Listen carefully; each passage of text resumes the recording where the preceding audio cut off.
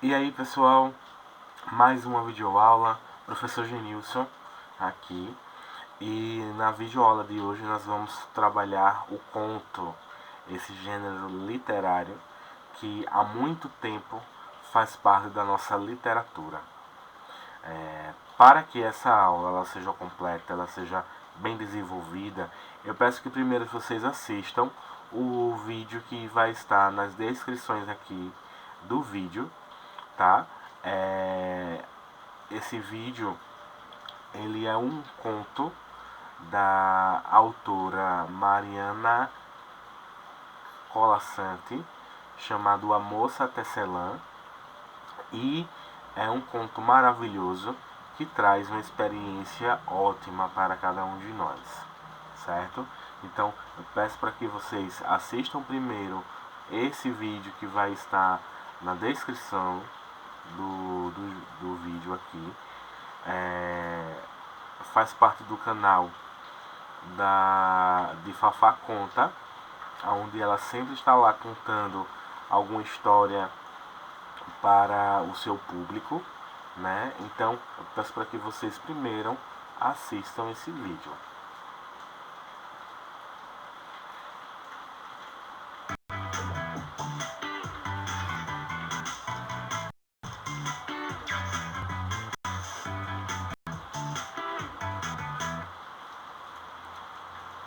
Bom, é necessário que a gente entenda o que é o conto, né?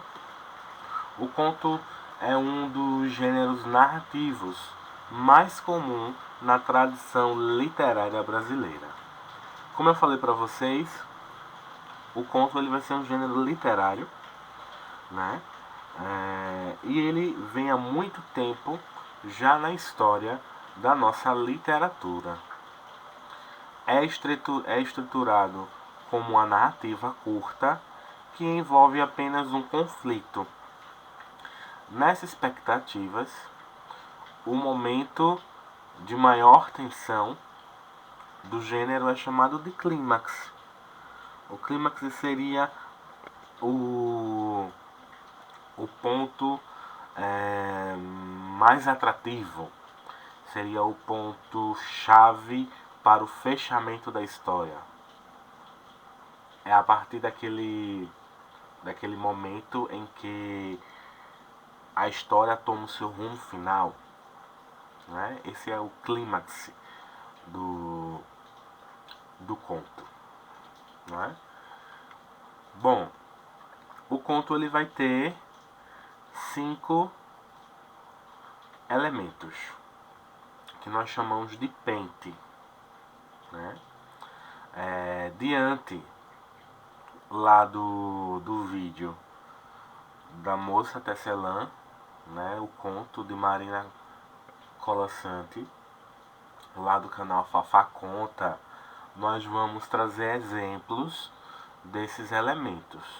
Por isso que é necessário que vocês assistam antes ao vídeo, para que depois vocês pudessem assistir essa videoaula, tá certo? Bom, dentro dos elementos do conto, né, o chamado pente, nós temos o personagem. Personagens são aqueles que estão envolvidos na história, seja o protagonista, seja o antagonista. Depois a gente vai falar direitinho, conhecer cada um deles, né? Mas diante do vídeo, né, do conto da Moça Tecelã, quem são os personagens desse conto? É justamente a Moça Tecelã, né, e o marido. São os dois personagens desse conto.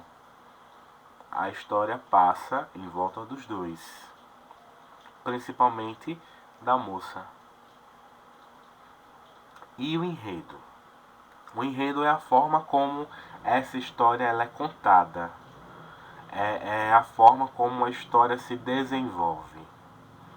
O passo a passo da história, podemos dizer, né? como a história é contada. Dentro do conto da moça Tecelã, o enredo ele vai ser justamente, né, a Tecelã tecia as linhas, formavam as coisas, né, a partir dos desejos, das emoções dela, ela ia tecendo as linhas e as coisas iam surgindo como mágica, né? Esse seria o enredo desse conto. Bom, todo texto narrativo ele vai precisar de um narrador.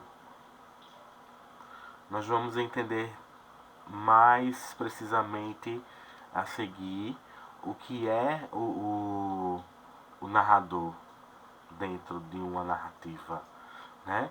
Existem 3 narradores: o narrador personagem, o narrador observador e o narrador onisciente.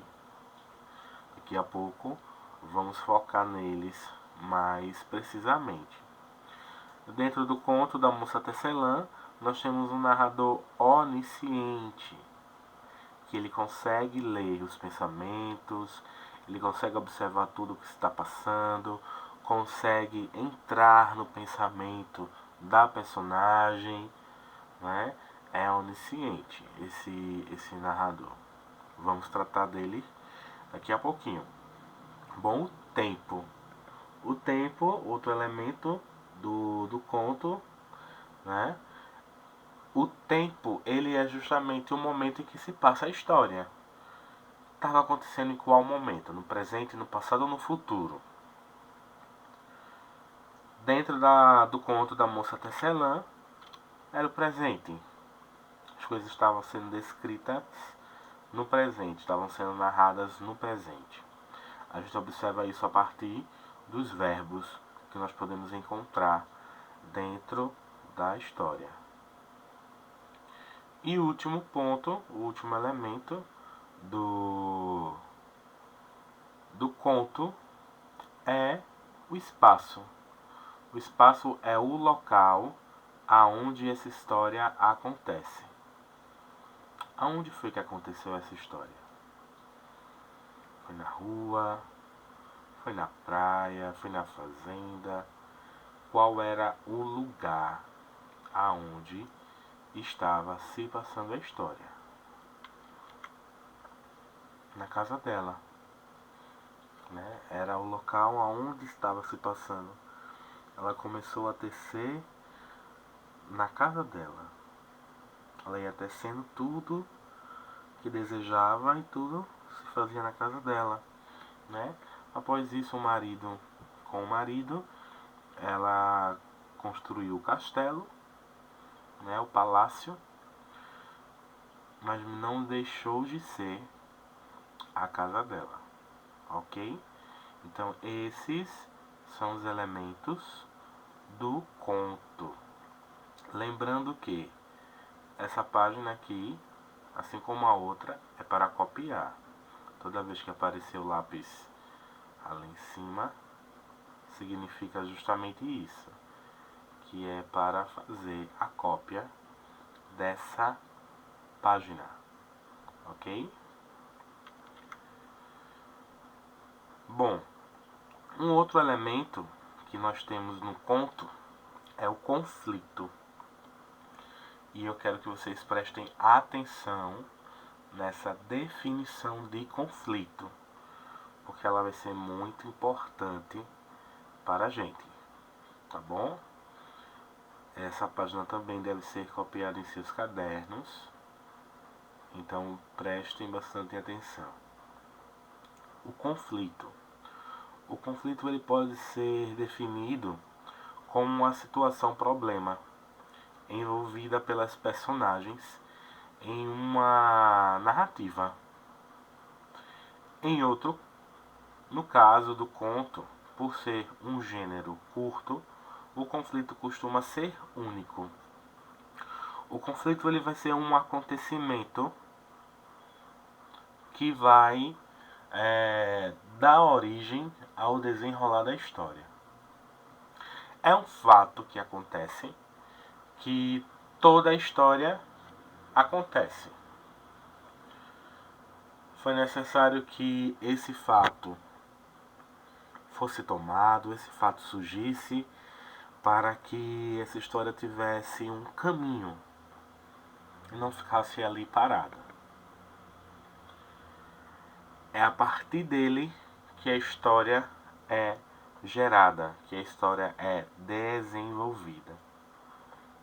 No caso da moça Tecelã, qual é o conflito desse conto? Qual é o conflito?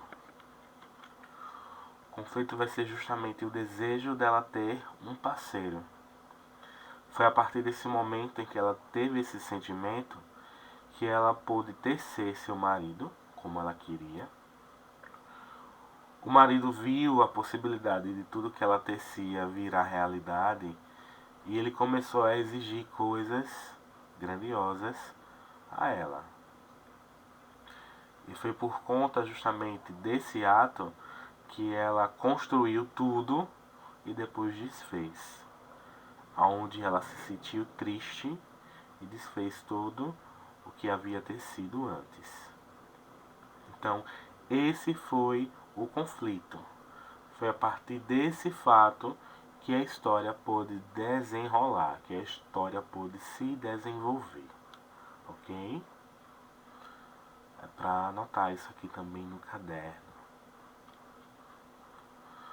Bom, nós vamos ter os narradores, como eu já havia falado para vocês. E existem 3 narradores. O narrador em primeira pessoa, que ele também é conhecido como narrador personagem, é aquele que participa do enredo. Ele está ali presente na narrativa. Ele é um dos personagens. E é ele que vai estar observando tudo, relatando tudo. Por ser um narrador personagem, ele só vai descrever, ele só vai narrar o que está vendo. Vamos supor uma partida de futebol, aonde tem os narradores. E eles vão justamente estar narrando o que está acontecendo ali no jogo. Eles vão estar ali observando e vão estar narrando aquele jogo. Né? Então, esse é o narrador personagem. Ele vai estar ali, naquele meio, narrando tudo. O verbo utilizado são flexionados na primeira pessoa do discurso. Vocês vão encontrar sempre os verbos na primeira pessoa do discurso, quando o narrador é um personagem. Agora, quando o narrador ele é onisciente, ele não participa da história. Ele não está ali dentro da história. Ele está fora.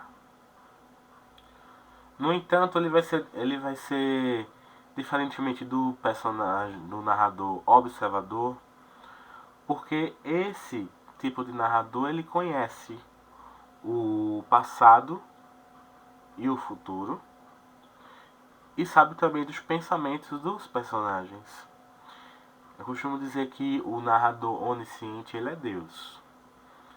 Ele lê os nossos pensamentos, está em todos os lugares, está sempre observando, né, como as coisas se conduzem, está sempre ao nosso lado, observando tudo. E o narrador onisciente é justamente esse que vai estar ali observando, vai estar lendo os pensamentos dos personagens, vai saber o que vai acontecer no futuro, o que aconteceu no passado, não é? Esse é o narrador onisciente. O outro narrador é o narrador observador. Ele não vai participar da história como o narrador personagem. Ele vai estar do lado de fora. É alguém extremo a ela, né? É alguém que vai estar de fora da história. É desconhecido dos personagens e irrelevante para o conflito, ou seja, ele não vai interferir em nada no conflito da história. Os verbos usados são no flexivo, na terceira pessoa do discurso, né? De forma sempre impessoal. É importante dizer que o narrador conta apenas o que vê, desconhecendo o futuro ou os pensamentos dos personagens. Ele é limitado, ele só observa. Ele não vai estar vendo o pensamento, o que aconteceu no passado e no futuro, como o narrador onisciente. Então, o narrador observador, ele só vai estar observando todos os fatos que está acontecendo e vai estar narrando tudo que ele vê. Lembrando que essa página também é para ser copiada. Vamos a um exemplo. Queria que vocês prestassem atenção, tá? Nesse exemplo. Rubião é que não perdeu a suspeita assim tão fácil. Pensou em falar a Carlos Maria, interrogá-lo, e chegou aí à Rua dos Inválidos. No dia seguinte, 3 vezes. Não o encontrando, mudou de parecer. Encerrou-se por alguns dias. O Major Siqueira arrancou a solidão. Ia participar-lhe que se mudara para a Rua 2 de Dezembro. Gostou muito da casa do nosso amigo, das alfaias do luxo, de todas as minúcias, ouros e bambilenas. Sobre esse assunto, discorreu longamente, relembrando alguns móveis antigos. Parou de repente para dizer o que achava do o que estava aborrecido. Era natural. Faltava-lhe ali um complemento. Esse é um trecho da obra Quincas Borbas de Machado de Assis, famoso escritor brasileiro. E aqui nós temos o narrador observador. Ele só vai estar aqui observando tudo que está acontecendo. Ele não vai estar ali no meio interagindo. Ele não vai estar ali no meio como um personagem. Ele vai estar observando tudo. Um outro exemplo é esse daqui. Não tínhamos dinheiro para a passagem de ônibus à próxima cidade, de modo que meu amigo sugeriu irmos de trem de carga, a condução dos espertos. Quando anoiteceu, corremos a nos esconder no vagão vazio. Ofegantes, fechamos a porta e nós estávamos sobre o chão. Estávamos cansados e famintos. Aqui um outro exemplo. Vamos ter um narrador personagem. Ele vai estar lá no meio da história. Podem perceber pelos verbos. Fechamos a porta e estendemos sobre o chão. Olha o verbo na primeira pessoa. Né? O narrador está participando da história. Então aqui nós temos um narrador personagem. E um último exemplo é: um segundo depois, muito suave ainda, o pensamento ficou levemente mais intenso, quase tentador. Não dê, elas são suas. Laura espantou-se um pouco, porque as coisas nunca eram dela. Mas essas rosas eram rosadas, pequenas, perfeitas. Eram. Olhou-as com incredulidade. Eram lindas e eram suas. Se conseguissem pensar mais adiante, pensaria suas como nada até agora tinha sido. Aqui nós temos um trecho da obra A Imitação da Rosa, de Clarice Lispector, e nós temos o narrador onisciente. Ele pôde ver o pensamento de Laura. Ele pôde ver o que tinha na mente dela, todas as dúvidas, todas as incertezas, não é? Ele pôde narrar o que estava vendo e narrar o que estava acontecendo em sua mente. Então esse é um narrador onisciente. Bom, para a atividade de hoje, vou estar deixando um link para vocês realizar a atividade. Lembrando que essa atividade não precisa passar para o caderno, porque como ela vai ficar online, eu vou ter acesso a todos que fizerem a atividade. Peço que coloquem o nome completo na hora de encaminhar a atividade para mim, certo? Então, obrigado pela atenção de vocês. Próxima semana nós voltamos com um novo assunto, com uma nova videoaula. Fiquem com Deus e até a semana que vem.